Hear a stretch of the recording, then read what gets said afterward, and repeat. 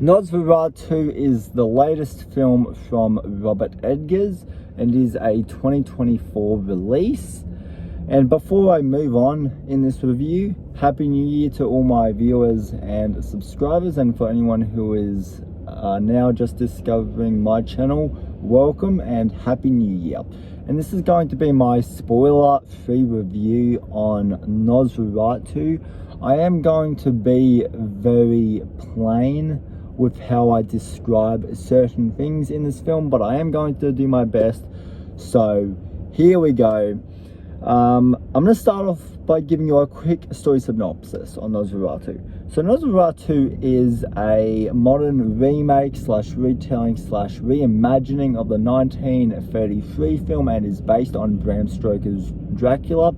And the story this time around is we follow a real estate agent who is offered a lot of money, a lot of fortune that is going to set him up for life to go on this journey to a mysterious buyer who lives in a castle in the middle of the forest to seal the deal on a property that he is interested in buying. And so he ensures this journey to go meet the mysterious buyer, and then when he gets there, events start to take a sinister turn, and he starts to figure out the true identity of this mysterious buyer, and chaos ensues from there. So that's really all I can say without going into spoilers.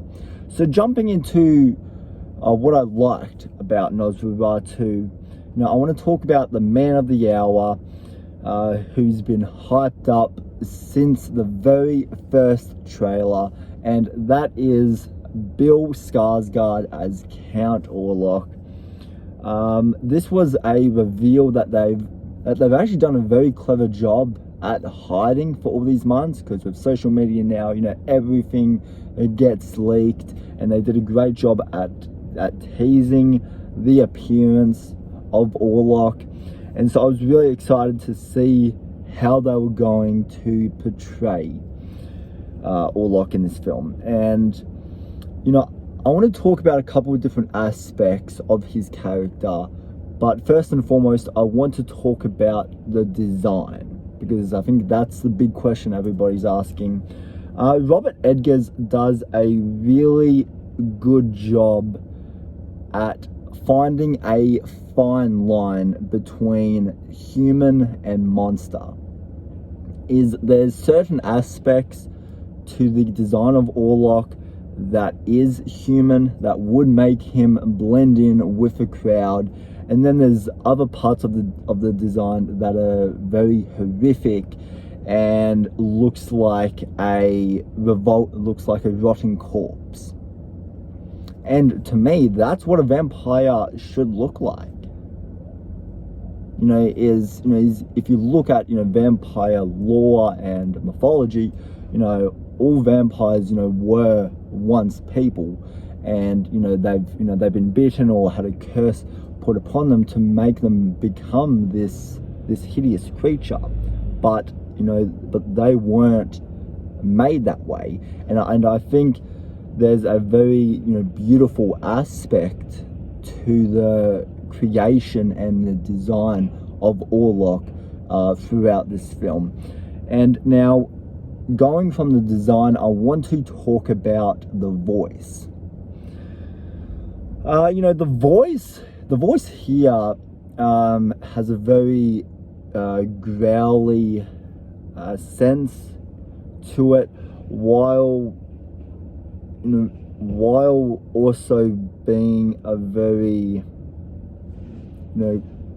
quiet person. There's this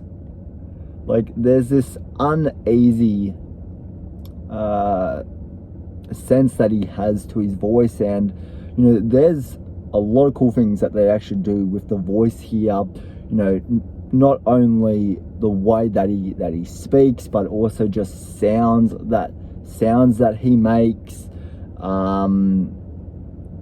like, you know, it really brings the character to life. And Bill Skarsgård, you know, does a great job, you know, embodying, you know, these aspects of the character. And I think he really brings Count Orlok to life. And the voice is used in a really cool way where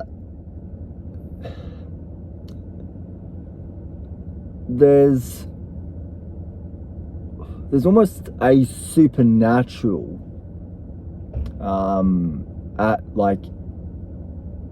aspect to the character here, where he can talk to people, and he can, you know, be in people's nightmares, and, you know, make them go insane. Like, he has full control over them.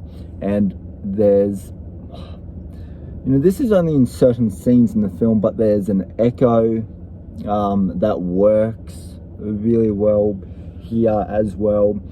And now I want to talk about Count Orlok's actual overall role in the film, where Robert Eggers doesn't take the traditional mainstream vampire approach. You know, when you think of a vampire movie, you know, you think of vampires, you know, eating and sucking the life out of people. You know, that's not what this movie is. This isn't a movie that's focused on kills or gore or carnage candy. Like, there definitely is gore and there is some horrific shit in here, don't get me wrong, but that's not a focus point. And he treats Count Orlok much more as a virus, where throughout the film you see villages. And just the name spreads fear among the community. And you see this a lot more prevalent towards the end of the film. But, you know, Count Orlok, he's one of those characters that when you see him, you know, all life is basically out the window. Like, when you see him, you are dead. And so, you know, he spreads fear through people going insane, through just the thought of him. And just, you know, I really liked that aspect. I think it really grounded, and I think it's a very unique, I think it's very different, and I think it's a very welcomed approach to the vampire genre. But let me know if you've seen the movie, what you think of that down in the comment section down below. So, you know, enough talking about Count Orlok, because I feel like I am gonna slip up and say something spoilers, but I think everyone who goes to see this movie, they are going to be very happy and satisfied with how that character is presented here. It is a different look to the 1933 version, and it's a look that I think some people will have to warm up to. It took me a while to warm up to. I didn't know how I felt at first, because there were certain things that they did where I was like, you know, I'm not particularly sold yet, just because. Just watch the movie. I'm not gonna speak about that anymore. And then we have Lily Rose Depp in this movie, who is really good. Like, she is really good. Like, you know, I don't know what other movies she has been in, but the performance that is demanded from her in here, you know, she nails it. This is a very physical role, and just the way, you know, the best way I can describe it is she actually reminded me a lot of a lot of Linda Blair from The Exodus, or Megan from The Exodus, just in the way that she moves throughout the film and some of the stuff that she does with her body, and then her character, her character is scared but also very turned on and horny in a lot of ways, where when she's under the spell, you know, there's this sexual connection. And yeah, that's all I'll say about that, is there is a connection between these two characters. We saw that in the trailer.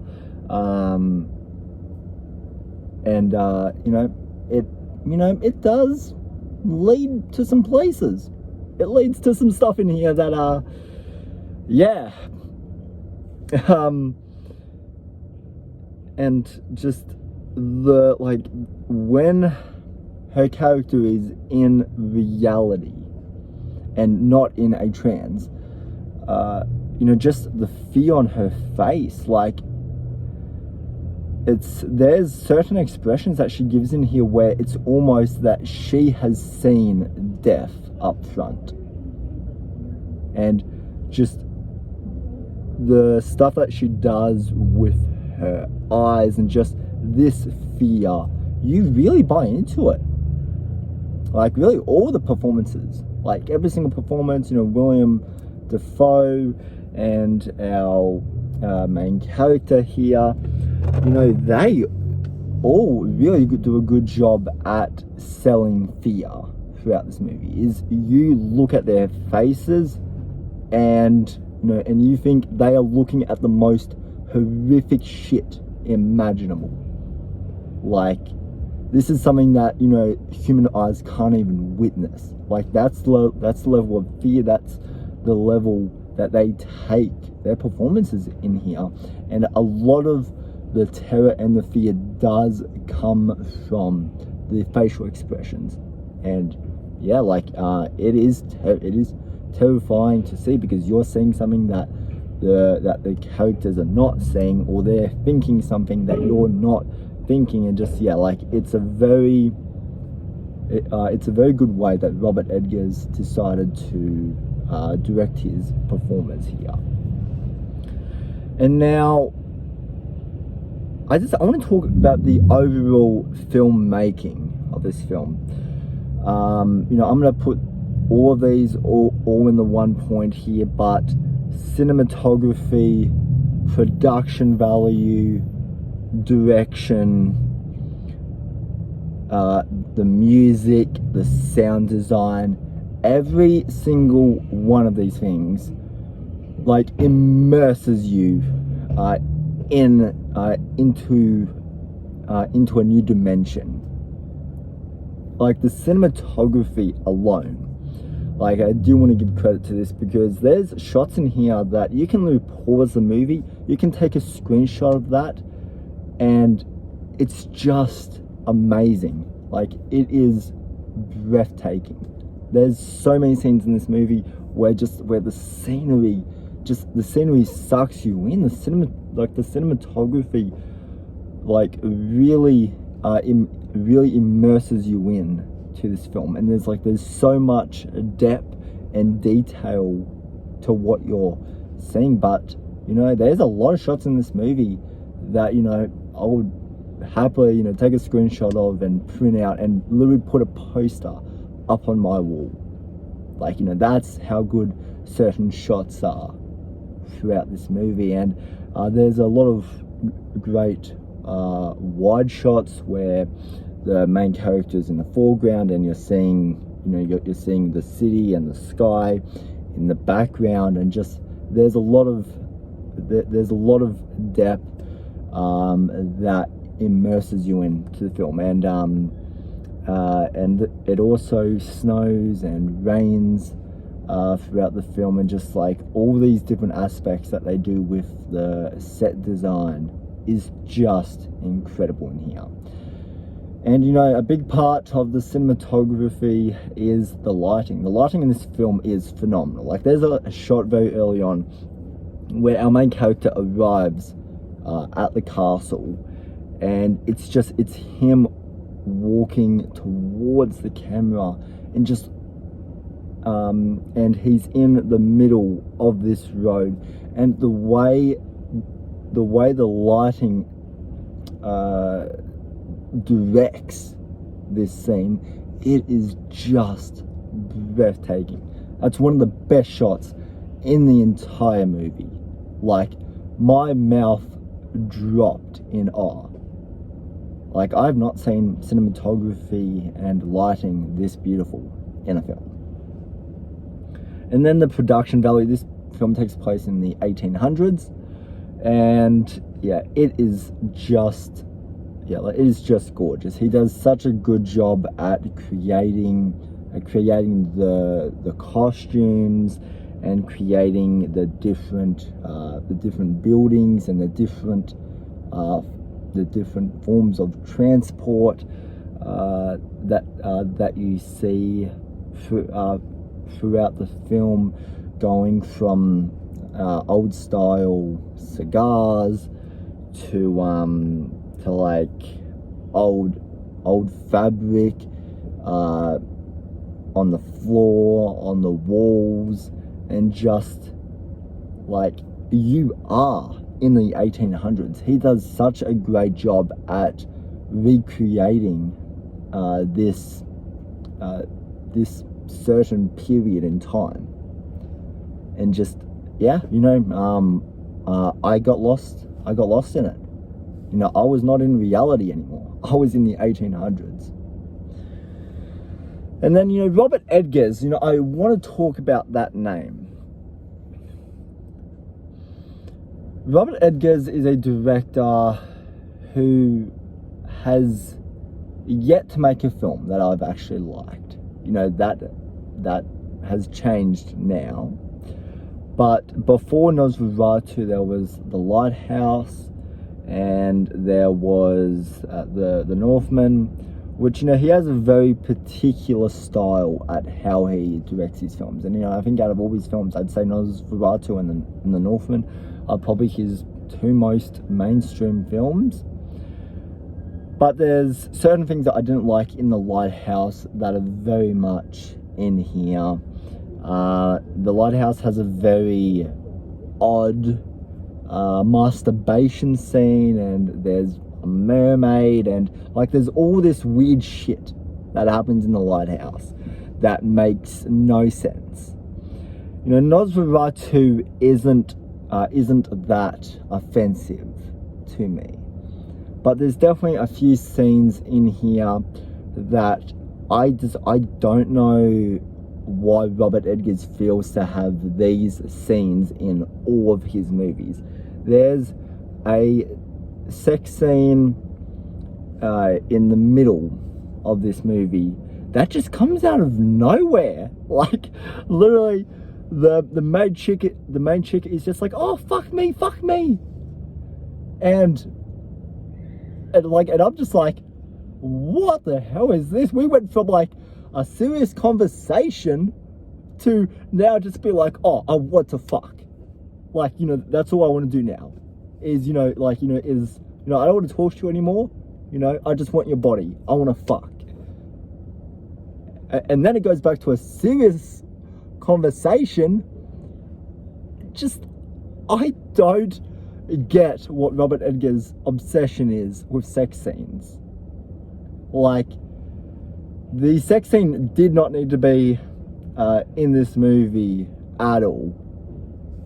Like, you know, like the film does lend itself to a very overly sexual tone. Yes. Like, and luckily it's not a very long sex scene. Like that, you know, unfortunately that is actually a positive for me, because a lot of what Robert Eggers has done in his previous movies is it just goes on like a motherfucker. You know, it might be 2 minutes long, but it feels 5 minutes. And I'm not talking about Nosfertau here, but that's just something I just don't like about Edgar's style. Is he puts in all these random scenes that have very little context to his stories. And luckily, this film only had one scene that felt out of place. And there's probably about 15, 20 minutes that they could have cut out of that ending, because I did feel the pacing. I did feel the pacing for the ending drag. Like, I checked my watch. The film had like 25 minutes to go. It felt like 40 minutes. Like, there's a lot of scenes that are just overly long here, and scenes that don't really do much for the story. Like, there's some stuff with Willem Dafoe's character that they do that they could have cut out. They could have cut out. Honestly, quite a few scenes of his. There's an entire subplot that I won't get into, and there's a lot of runtime that is dedicated to this subplot that could have been shortened. Like, it could have been like, a quick 3-minute subplot that would have been set up and executed within a very short time, and it would have been much better, instead of making an entire segment of the third act focused on it, when the ending actually has nothing to do with it. They bring it up, they execute it, and then that's it. It's never, in the very next scene, it's never brought up again. And then as for the ending, this is the most horrific ending I've ever seen in a movie. My God. My God. This ending, holy shit, this is stomach turning.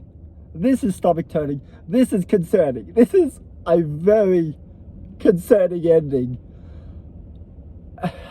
I've never seen this before. I mean,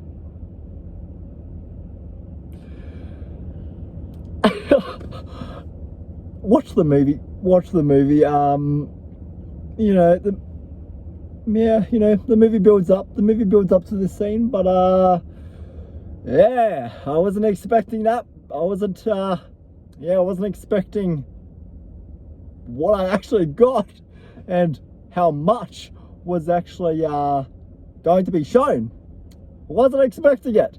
My God, that ending, holy shit.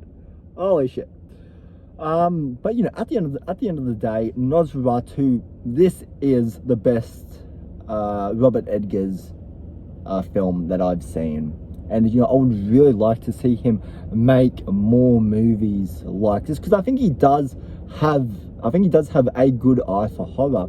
And as much as I don't like The Lighthouse, I can fully admit that it is a very unique, and it's a once in a lifetime film that that we don't get. This is a film that Lighthouse is a film that we are never going to get in another lifetime. Robert Edgers is the only guy who can pull off a movie like that, and I like how experimental it is. I like how weird it is, but it's just. And I think I would have liked that movie a lot better if there weren't so many fucking needless scenes in his movies. This is a habit for the guy. Just stop. I know, go back to the drawing board if you have to. Take more time in pre-production to be or in the editing process and be we can cut, 2-3 minutes off this. But, yeah, at the end of the day, this movie, is the movie scary? Yeah, definitely. There's some scenes in this movie that, actually unsettled me quite a bit. Also, the use of shadows. I should have mentioned that earlier. The use of shadows in this film, phenomenal. But yeah, Bill Skarsgård is great. The acting is great. The cinematography, the look, the direction. everything about this movie is really good. You know, like this isn't much of a statement here, but Nosferatu is better than the entire Twilight franchise. I mean, they're both love stories, so you know, take that as you will. I would rather take, you know, 6 films of Nosferatu than the entire Twilight franchise. But anyways, there's the daily joke for you, I guess. So anyways, guys, let me know down in the comment section, what did you think of Robert Eggers' Nosferatu? Have you had a chance to see it? What did you think of it? Did you like it? Did you not like it? Are you a fan of Robert Eggers? Let me know all that down in the comment section down below, guys, and I will see you in the next video. Alright, bye for now.